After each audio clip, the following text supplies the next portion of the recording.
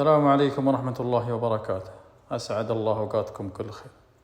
هذا طول أعماركم أبو زيد الهلالي، واحد قالها العلام. طبعا أبو زيد الهلالي والعلام تعاهدوا أنه ما يذبح واحد الآخر، وفي يوم من الأيام صار بينهم معركة. المهم تقابلت الجيوش، قالوا ربع أبو زيد العلام ما يقدر إلا أنت أبو زيد.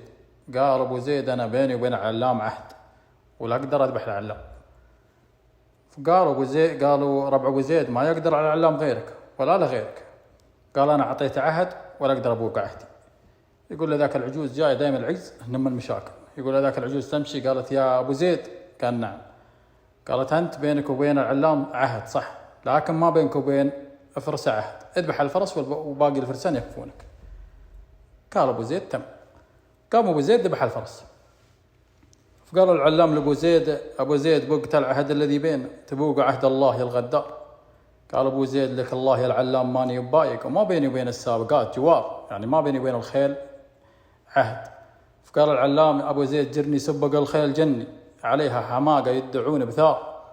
قال أبو زيد يرد على العلام لك الله يا العلام ماني بشيخهم، قدامي كبار ومكتفيني صغار.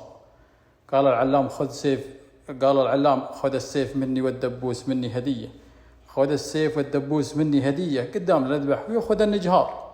قال أبو زيد هب يا العلام مقوى باسك، لو هو بغيرك كان عقله طار. قال العلام والله لا به مدفع ما لحقتني، لو رف مهرك بالجناح وطار. ولا دامت العباد تقرأ مصاحف يوم دنا ما زودوه نهار. بعد موت العلام استولوا بني هلال على كل شيء.